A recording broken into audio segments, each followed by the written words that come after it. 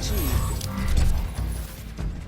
No matter what level of success you reach, or failure for that matter, or no matter what you do in any capacity, whether it be related to MMA or anything else you do in life, there's always going to be people who are there to try and bring you down, point out your weak points or your failures, and key on them as the most important factor of whatever it is you've done.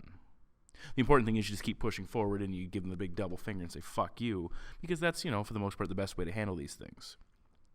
I've recently become under attack from a couple different individuals, one specifically, a couple of his followers or minions chiming in periodically with regard to my integrity as a handicapper and an individual who sells bet packs. First and foremost, I do this as a hobby. If I opted to stop this tomorrow, it wouldn't be the end of the world by any stretch of the imagination. I just continue going on with my actual career, and, Kamikaze Overdrive would cease to exist, and that's fine with me. I will continue to do it as long as I choose to do it, and that's just the way it's going to be. As far as some of the questions about me not using a third-party verification site, there's a couple different reasons. First and foremost, because I've been doing this for a fairly long time, running my site since 2012, doing prediction videos since 2010, so I don't feel starting these third-party verifications would be a clear indication of all the work I've put in, especially if you have a couple bad weeks, which certainly can happen. I know a lot of people are saying, why not start now? And if I had started at the beginning of 2017, I've had 2 fantastic showings, I'd be looking very strong, but I don't choose to do that. I think it'd be a poor misrepresentation of what I do. Additionally, I don't gear my predictions towards just one group of bettors. As I've made it perfectly clear in the past, I recognize there are a lot of people who are casual, fun bettors. They want to take $100 or $200 and say, I don't care if I lose it all. I want to take a shot at turning this into 1,000 or 500 or 700, whatever, and whatever. We'll take some risks, and if it works out, it works out. If it doesn't, it doesn't. If you did that in my last 2 shows, you certainly made money with my big risk, big reward bundles. I've also had a lot of success recently with my big bankroll bundles, which are geared more towards players who have a larger bankroll. They want to take minimal risk and return a good profit, but they're not looking to just have a huge return and break the bank so they can retire in one night, if you know what I'm saying. And I don't gear myself towards that. And the other thing I do, which also I predict every fight, and I think that's important. I know there's a lot of people, and I completely understand and respect that they only predict 1 or 2 fights, and they only post 1 or 2 fights per event as valid bets, and I understand that 100%, and I could easily do that, but that's not what I do. A lot of people come to my site because they want to know, if I want to bet on this fight, how do I go about doing it? If I want to bet on this fight, how do I go about doing it? And that's what I do. I provide as much information on as many fights as I possibly can. So I don't have one specific betting style. I bet and produce bets for the masses. So again, doing a third-party betting site would be a misrepresentation of what I offer. If you want to see my predictions and my bets and everything I do, you can go back and look at the archives or look at the results section, as I've clearly highlighted on my website, for all of my bet packs. Everything's there to be posted. Everything's there to be seen. All right? I have nothing to hide. And the long and short of it is I'm going to be here and continue to be here no matter what some people attempt to accomplish. Welcome back to Kamikaze Overdrive MMA Predictions. As always, I am your host, Scott Johnson. And on this episode of the show, we are breaking down the upcoming UFC Fight Night 104 event, which will take place on February 4th from the Toyota Center in Houston, Texas. There are 6 main card fights, which I will be giving predictions for. All of the prelims, as is always the case, are available at kamikazeoverdrive.net. You can pick up my bet packs. They're $15 for a bet pack. Again, it's fantasy and betting, fantasy MMA and betting. I break down everything. You can pick it up for $15, very cheap. Or you can pick up the next 3 shows for, I'm going to say it's about $35. It could be $30, $35. You're going to save between $10 and $15 if you do that. It's a solid chunk of savings if you want to lock yourself in for a couple additional shows. Either way, and again, if you're doing your own thing, I offer no guarantees. If you're doing your own thing and you're having success, continue to do it. All the best. It only benefits us all if you are winning and having success. On that note, thanks for listening to my rant. Let's get to the first main card prediction. In the first fight of the night, we are looking at the women's strawweight division as the 5th-ranked Jessica Andrade, with a current record of 15 wins and 5 defeats, takes on the returning Angela Overkill Hill, bringing the Invicta strawweight title back with her. She currently holds a record of 6 wins and 2 defeats. Now, as I mentioned, Hill is coming back to the promotion as the Invicta champion. She has gone 4-0 in that promotion since a 1-2 run in the UFC, back-to-back losses eventually sending her out of the promotion. In Invicta, she has 2 knockouts and a split decision win to secure the title. She's coming off another decision win, which retained the title as well. Andrade, she has been on absolute fire since cutting down from bantamweight down to 115 pounds, picking up a TKO victory over Jessica Penne and a submission win over JoJo Calderwood. She could be a win away from challenging for the title. It's certainly a fight a lot of people want to see. This could put her over the top. Physically, Angela Hill, 2 inches taller. She'll have a 2-inch reach advantage. She is 6 years older than the Brazilian, but Andrade has a sizable experience advantage with 20 career bouts to just 8 for Hill. Now, Angela, as she showed in the UFC, she is primarily a striking-based fighter. She throws a good, straight right hand. She does a lot of damage in the clinch. She does a very good job of controlling her opponent's head and looking to frame and land knees and elbows with that positional control. Overall, though, she has had issues with her takedown defense that has cost her. She was submitted by Rose Namajunas in one of her final UFC appearances. Also on the show, Carla Esparza submitted her as well. She tries to avoid getting taken down by pumping out that left jab, using a lot of movement. She'll get her hips back effectively and land some hard knees. She's shown this little wrinkle in Invicta where she'll stick some knees in there once she sticks her, stuffs her opponent's takedown defense. But once her foe gets in on her hips, it's trouble. She eventually gets taken down. I saw her in her title win over Souza in Invicta. She got stuck in a couple of tight guillotine. She survived, but ultimately that tells us she's leaving her head out there to be caught. And against somebody like Andrade, you cannot afford that. Ultimately, she took that fight over when her opponent got tired, but still, she was giving up takedowns, and that is certainly concerning. I'm impressed with Hill's ability to move. She moves fairly well on the feet, and she'll attack off her back. I've seen her throw up a triangle, but still it's a position she does not want to be in. Now, looking at Jessica Andrade, she is an overwhelming berserker of a fighter. Pace and power are her 2 keys to victory. She backs her opponents to the cage and absolutely lets her hands go. She throws a lot of hooks. She'll go to the body. She'll sit back and she'll counter-strike as well if she sees the opportunity. She reminds me very much of almost like a female John Lineker, but I think she has more to offer than Lineker, especially with that physicality, able to really bowl people over at this weight class that Lineker is unable to do at bantamweight and doesn't have the cardio to do. At flyweight. Now, Andrade has shown herself to be a capable ground fighter. She can scramble. She has a violent guillotine, which we saw her choke out JoJo Calderwood with. She's very dangerous if she can lock it up. She slammed Calderwood a couple of times, has big ground and pound, and just is overall, she's exceptionally dangerous. But she's also vulnerable at times. She got a bantamweight. Raquel Pennington also submitted her, so she can be submitted. But again, those are bigger women, and she was having some cardio issues dealing with those bigger women that were slowing her down. It doesn't seem to be the case here. Overall, the Brazilian has looked fantastic fighting at 115 pounds. Her cardio held up over the 8-minute bludgeoning of Penne, which is exceptionally important if she can go deeper than just one round and still be effective. She closed the gap very well against Calderwood, despite the fact that JoJo is a very talented striker at a sizable height and reach advantage in that matchup. And she just manhandled Calderwood in the clinch, in tight, and overpowered her in close. From what I've seen, Angela Hill still has issues with her takedown defense. She needs to use a lot of movement here to be successful, stay on the outside, play the matador, let Andrade chase her, counter-strike, and hope she tires out. But I don't think Angela Hill has the pace or the defensive pace on the feet or the defensive wrestling to win this matchup unless she catches Andrade coming forward completely and cracks her. I don't like the way Hill exposed her neck on the mat. Souza had success attacking it a couple of times. I think she'll make a similar mistake trying to get out of a scramble, trying to get to her feet. Andrade is just too much on the ground, and my prediction is Jessica Andrade to defeat Angela Hill by submission. Fight number 2 in the main card takes place in the UFC's heavyweight division as Anthony Freight Train Hamilton, 15 wins and 6 losses, welcomes the debuting Marcel Fortuna with a current record of 8 wins and 1 defeat. Now, Hamilton is coming off a devastating loss to the currently streaking Francis Ngannou. He had posted his most impressive performance one fight earlier against Damian Grabowski, in which he knocked him out, a fight I predicted. He has alternated wins and losses over his last 7, finished in 3 of his 4 defeats, while picking up stoppages as well in 2 of his 3 victories. For Fortuna, he's debuting on a 5-fight winning streak, his only loss coming against Jesse Taylor, which raises some questions.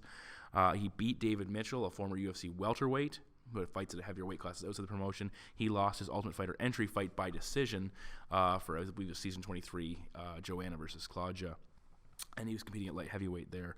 As I said, he traditionally is a 205er. He's moving up. He's 4 inches shorter than Hamilton, who's a very big heavyweight. He will clearly be the lighter fighter. I'll be curious. I would expect him to weigh in somewhere between 220 and 225 pounds, where Hamilton is traditionally 250 and upward, a little bit higher than that, sometimes.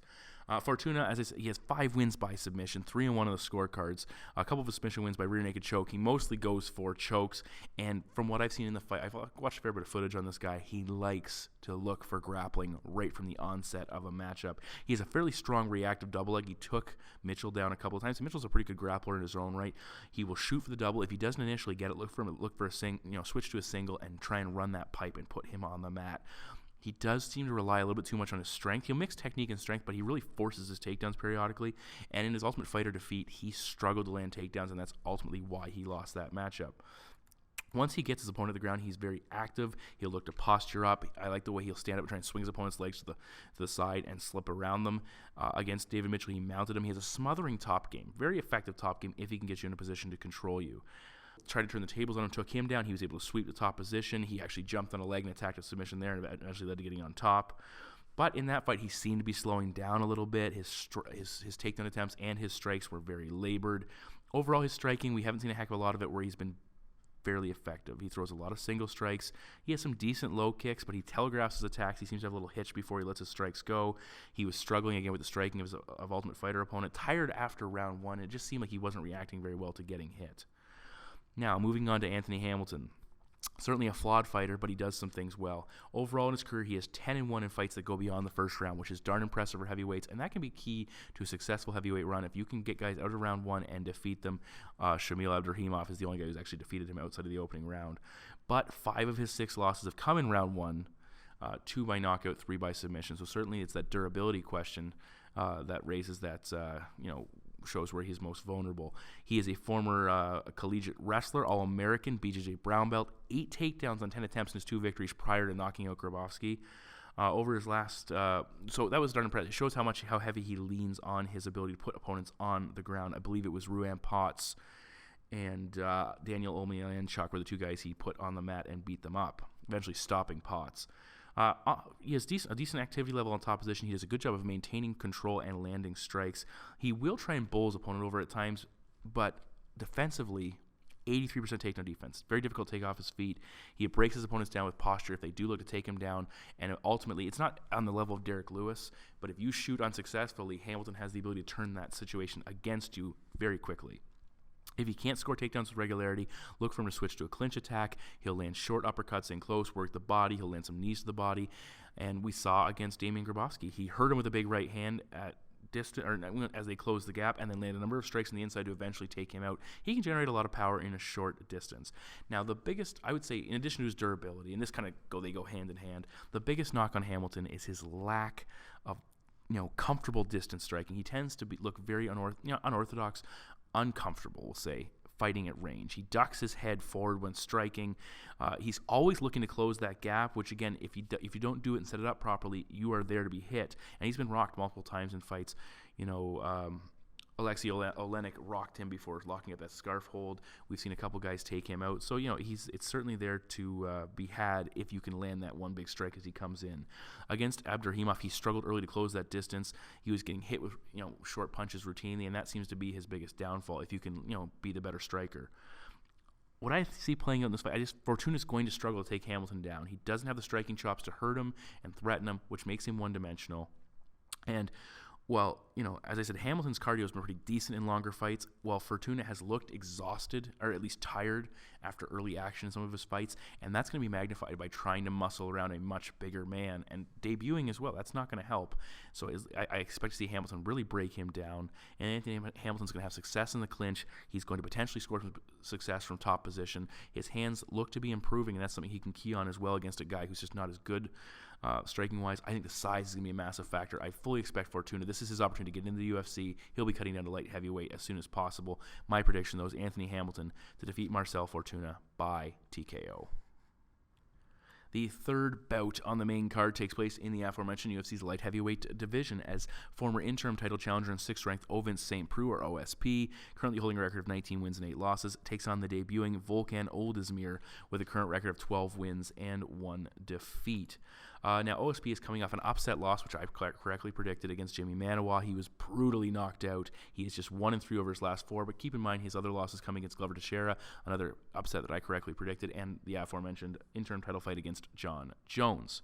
Now, Oezdemir is replacing Jan Blachowicz on roughly 2 weeks' notice. He did have a 2-fight stint in Bellator, going 1-1. He lost to Kelly Anderson by did have a 19-month layoff prior to his last matchup, which he fought and successfully won. He is actually representing Switzerland, so that'll be a very popular fight for the Swiss to be watching, and not a lot of Swiss fighters circulating around right now. Physically, OSP, 6'3", he'll be 2 inches taller than Oezdemir. He'll have a 4-inch reach advantage, but Volkan is 6 years younger. Now, looking at Oedesmir's record, he has 9 wins by knockout, so clearly he is a striking-based fighter. He's a pretty good kickboxer overall. 1 submission victory, 2 decisions on the card, 10 first-round finishes as well. He's coming off just the second fight to go the distance. The majority of his action is done relatively early. He has a decent left hook. He moves into the clinch fairly well behind his strikes. He'll land some knees, some short punches. He, for the most part, is known for his striking, but he has been working to develop and add a wrestling aspect, and of late he's shown a lot of takedowns in some of his fights. His Bellator victory came on the ability to take his opponent down, who was known as the grappler in that matchup, take him down, get on top, and eventually pounded him out. I believe he pounded him out. Could have been a submission. Either way, it's a finish on the mat. Yes, so he has some hard leg kicks. His head movement's pretty good. He'll slip off to the side when under attack. You know, he showed some good balance in the clinch when his opponent tried to take him down, actually reverse the position and force his opponent down on the mat. Once he gets on top, good ground and pound, elbows. He can generate a lot of power. He'll advance position and look to mount his foe as well. Now, when he fought Kelly Anderson, he sprawled fairly effectively out of the initial takedown attempts, but eventually Anderson just kept pushing and eventually put him on the mat. And we saw in that fight he really struggled to create separation from an opponent who was focused on grappling. And once he was unable to create separation, his striking became a non-factor. He was rendered rendered defensive, as John Anik would say. And, you know, that was a situation for the entire fight before eventually getting submitted. His cardio is a bit of a question. He's got a lot of first-round finishes. He looked to be slowing down in his last matchup. Still getting the better of the action against a fairly, not a great opponent, but he was looking labored with his takedowns and with his shots. And you magnify the fact that he's debuting and he's doing it on 2 weeks' notice. Those are some major red flags. Now, looking at Ovince St. Preux. I've had a lot of success picking Ovince St. Preux fights, both for and against. He's a good athlete overall. He has shown signs of impressive skill, but he is still very raw. He's a very good kicker. I like the way he kicks. Throws a nice front kick, back leg round kick to the body. He hurt Glover Teixeira early on with a body kick in a fight that his ground game ultimately gave out, but he was having some success. With his hands, he'll throw a nice straight left. He'll also throw a left jab. He'll work some knees to the body as well. When he took out Shogun, it was a counter left hook that eventually put him down. Similar against Cummins when he knocked him out, a counter left uppercut to take Cummins out as he pushed forward. Lots of single strikes. When Ryan Jimmo, rest in peace, had some success early against OSP, he was cracking him with some flurries and backing him up a little bit. OSP tries to be relaxed to conserve cardio, relax in his striking front, but as he holds his hands a little bit low, he'll drop his guard when attacking, which can open him up, and ultimately he still slows down. He'll get tired out. Against Jimmy Manuwa, he came up very aggressive, and he was pressuring him early on. But once Manuwa started to fire back and land strikes, especially, he was landing some kicks, like head kicks, but they were actually catching him on the shoulder and seemed to be really rocking and taking a lot out of OSP. He really struggled. He was defensive-oriented for the majority of the second half of that matchup, and eventually got put down. He will also run into his offense, and overextend when attacking. He needs to avoid that, needs to tighten that up. His grappling could be a big factor here and when you look at the numbers, defense could be just as important. Over his last 4 defeats, he has given up 21 combined takedowns. And Oezdemir can take guys down. We've seen that. But can he take down fighters at this level and do it consistently enough to win this matchup? OSP is taking a major step back in competition from the likes of Glover Teixeira and John Jones and Jimmy Manuwa. Oezdemir, on the other side, is debuting on short notice. He doesn't have great cardio to begin with. He's taking a major step up from anyone he has faced overall, and those are all big red flags. I would say Oezdemir needs to rely on his wrestling and his distance kicks to get the better of OSP, But I think he needs to get OSP out of there early because I think OSP just is a better fighter. And even if both men slow down, I give St. Preux the edge in the second half of that matchup. If once they both tire, my prediction is Ovince St. Preux to defeat Volkan Oezdemir by TKO. The next fight on the dance card takes place in the UFC's lightweight division as Abel Trujillo, 15 wins, 6 losses, and 1 no contest, takes on that executioner James Vick with a current record of 9 wins and 1 defeat. Now, as of January 19th, these two fighters were smashed together into this fight after their respective opponents, Evan Dunham and Johnny Case, pulled out of their matchups. The UFC said, well, we have 2 lightweights who still want to fight. Let's see if they'll agree to a matchup. They did. We have a pretty fun fight as a result. For James Vick, he's coming off the first loss of his career. He was brutally knocked out by Beneil Dariush. Dariush came in on short notice for that matchup. So Vick certainly will be looking to rebound, and a lot of times first defeats can lead to a rebound scenario. So I like that scenario for James Vick. For Trujillo, he's got things back on track. He has won 3 fights in a row since the loss to Tony Ferguson in a very entertaining matchup. He had that T-bow scenario overturned. Very odd scenario there. I'm not going to get into the details, just very weird. Physically, Vick, 6'3", very tall for the division. He'll be 7 inches taller than Abel Trujillo. He'll have a 6-inch reach advantage, and he's the younger man by 4 years. So all of those scenarios certainly favoring James. For Trujillo, when you look at what he brings to the table, he's incredibly aggressive, carries a relentless pace early on. Not all through the entire fight, but very relentless early on. Big finishing power, but he will fade under the right circumstances. And that is something James Vick must key on and must focus on in his approach to winning this fight. Trujillo explodes into his punches. It helps him generate a heck of a lot of power, but at the same time, it's exceptionally hard for him to sustain that attack. But again, brutal knockout power. If he can hit you, he can hurt you and put you down. He's a former NAIA wrestler and can do a lot of damage from top position. He can generate a lot of power, and he really can get into his strikes and break opponents down. When he fought Tony Sim, he punched his way into the clinch, changed levels nice for a takedown, had similar success against Rinaldi in his last fight, changing levels for a takedown behind his punches and getting him to the mat. When he fought Sim, when Sim tried to turn the table on him, he grabbed a guillotine. Trujillo grabbed that guillotine and eventually put him down. Now, we did see Rinaldi have success switching things up and got the better of the second round based on positional advantage against Trujillo, so certainly he's not infallible on the mat. With Abel, the biggest thing is he doesn't move nearly as well in rounds 2 or 3. He's much more flat-footed, not as much pop in his strikes. Rinaldi forced him to work very hard, though, to get to that scenario. Vick must do the same. Trujillo still gutted it out, got the better of the third round, and won that matchup on the strength of his strong third round, 29-28 on my cards. Now, looking at James Vick, he's a BJJ blue belt. 4 of his 5 finishes have come by submission. He caught a couple of guillotine chokes against Ramsey Nijam and against Jake Matthews, both very impressive. Overall, despite his ground success, he's had minimal focus on offensive takedowns, but defensively he struggles. He has given up 4 takedowns in each of his fights against Clavio Franca and Valimir Lazaro. There were fights where he won, but certainly that was on display, that defensive vulnerability.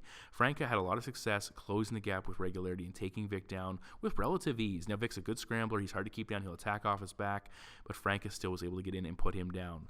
The big thing with Vick is in that Franca matchup, he showed a lot of improved striking. His combos looked good. He was cutting angles. He was very accurate. He was constantly engaging and was very effective overall, really utilizing that reach. And he mixes up his striking techniques fairly well, and that's important. Additionally, his pace, he averages 1.16 strikes landed more per minute than Abel Trujillo does. He will stand and trade, but at the same time, he's very hittable. Dariush, not known for striking despite how much he's improved, Dariush absolutely lit him up.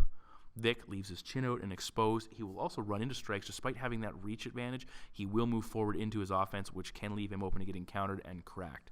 He does throw some nice, straight, accurate punches. He'll mix an uppercut as well. But again, how effective is he if he's routinely giving up takedowns?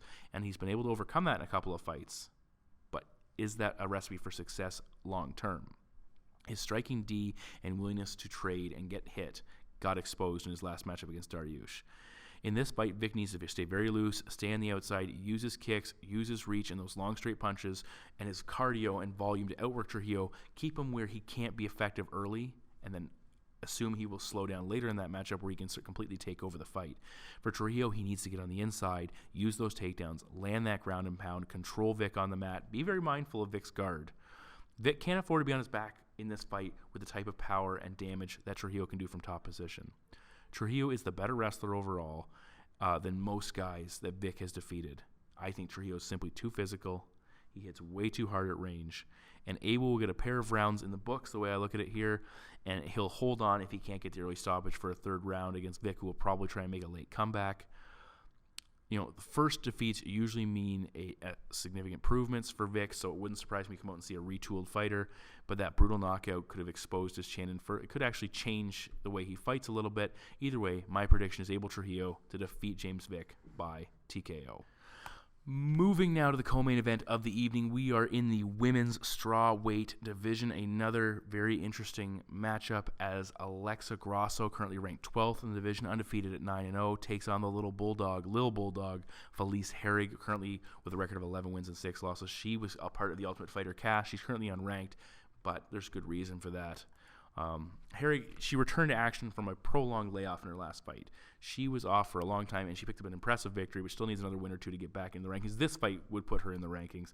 It took her just 2 minutes to submit Kaylin Curran, another upset that I correctly predicted, but she has alternated wins and losses over her last 5 appearances. For Grasso, had her UFC debut with a victory over Heather Jo Clark. She has 4 knockouts and 5 decisions overall. Of her last 6 fights, 5 have gone the distance. So you see that step up in competition has equated to a lack of finishing ability. We'll see if, as she grows, if that stopping ability returns, or if she becomes more of a decision fighter who can do damage, just not do enough. Grasso, 1 inch taller, 1 inch reach advantage. She is 9 years younger than Felice. Now, Alexa comes from a boxing background. She can generate a lot of power in close, crisp striking, very accurate, quick hands on the inside. She landed a beautiful uppercut for her only stoppage under the Invicta banner. Look for her to throw some hard body kicks and really, put that exclamation mark on her combinations by kicking her opponent in the body and targeting that liver. She'll also throw some front kicks, and she'll go to the head as well. Very solid and well-rounded striker. The big question is, how is her takedown defense? So far, it's looked good. I believe it was Ashley Cummins who was looking to take her down. She had success defending that. Eventually, Cummins got her to the mat, and Grasso did a good job working hard to get back up. She actually attacked with an armbar in that matchup to eventually force her opponent back to a standing position. She does tend to stand a little bit tall, and at times I've seen her in the fights where her opponent threatened with takedowns. It will cause her to slow down and be a little less active with her striking. As fights progress, she seems to have a little bit more success with her takedown defense. Obviously, as her opponent tires out, or if she can start to accumulate damage, she does a nice job of lifting or elevating her opponent's head as they shoot in, and she'll sprawl out of a lot of attempts as well. When she fought Heather Jo Clark, she was having success early pinning Clark in the clinch, in the short punches and knees, additionally working some elbows. And she does a nice job of using that crossface to kind of frame her opponent and open her up to take that damage. Now, she didn't finish Heather Jo in that matchup, but she hurt her badly. She bloodied her up, and she was rocking her with a lot of the offense she was landing. Now, I did notice in that fight she was having some issues in rounds 2 and 3 when Clark started pushing back. Clark basically threw it all to the wind and said, I'm going to go for it, and was being aggressive and pushing Alexa into the cage and jamming her up in the clinch, and that was when she had her most success. That's something to take note of. Felice Herrig, she comes from a Muay Thai background. She is very strong in the clinch as well. She has some pretty good short-range strikes in that position. She'll throw uppercuts. She has a nice overhand right at range that she will mix in. She does a nice job when she was striking. I saw it in the early action against Current of changing levels with her strike. She'll go to the head, she'll go to the body. She's up and down, which obviously makes offensively more effective, and it creates a moving target that opponents have to be concerned with when they're trying to do their own, put their own offense forth.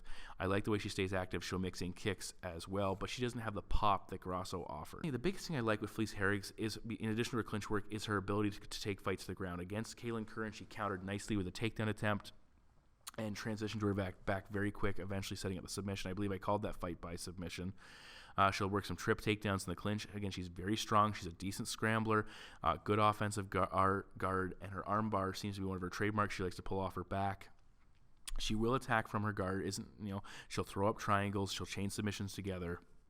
When she fought Paige Van Zandt, she got her back in a scramble and got the better of that until Paige's cardio wore her out. And that's something a lot of people look at and say, oh, she's got bad cardio, which, it might not be the world's best cardio, but Paige has the type of cardio that if you try and match her pace, she's going to beat you up. Grasso overall can do damage in the clinch, but she is at best as a range fighter dictating the striking exchanges. Herrig might not be as dangerous, but I think she has the ability to hold her own when they are striking there. The key will be in the clinch and grappling exchanges in this fight. Herrig is very strong in that position, as I previously mentioned. She has good takedowns. She's an active grappler. I think she's going to make Grasso start to hesitate for fear of being taken down, and that will make her a less effective striker. It's going to be a very interesting fight. Herrig needs to get off to a good start. There's no denying that. Grasso tends to be a bit of a slow starter, which is something to keep an eye on. I think Herrig's going to score some early takedowns. She'll have some key positional control in this matchup. She's going to find some more success with her striking as the fight progresses. And my prediction is Felice Herrig to pull off the upset and defeat Alexa Grasso by decision. We move now to the main event of the evening, and this should be an absolutely fantastic fight, as the number 9 ranked Dennis the Menace Bermudez, 17 wins and 5 losses, takes on the returning Korean zombie Chan Sung Jung, 13 wins and 4 defeats. KZ, the last time we saw him was all the way back in August of 2013, where he lost via injury to Jose Aldo for the featherweight belt. He had some mandatory military service. He has experienced a 41-month layoff heading into this matchup. He has just one fight, that Aldo matchup, since 2012, where he fought and defeated Dustin Poirier. So layoffs have been a significant factor in his career. So, is it a good thing? Or does it tell us maybe he has the ability to deal with some of these issues? We'll find out. For Bermudez, he has won back-to-back matches after a pair of finished defeats to Jeremy Stephens, an upset I correctly predicted, and Ricardo Lamas, halted a 7-fight win streak that had Bermudez talking title opportunity. He certainly will be talking that again if he picks up a victory here. Now, the zombie, 1 inch taller, he'll have a 6-inch reach advantage. He is actually the younger man than Bermudez by 1 year. Interestingly enough, Bermudez has fought 7 times since we last saw Jung in action. Now, for Bermudez, 9-0 in fights that go the distance, 3-4 in fights ended by submission, 4-1 in fights ending by knockout. Those stoppage defeats certainly are worth noting. All losses in the first round, except for the Jeremy Stephens matchup, where he was defeated in the third round via knockout.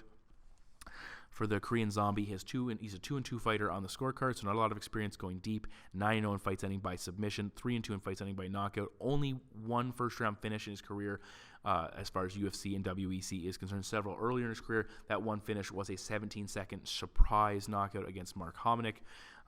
Fighter I always enjoyed to watch. Good Canadian boy. Met him. Very, very cool dude.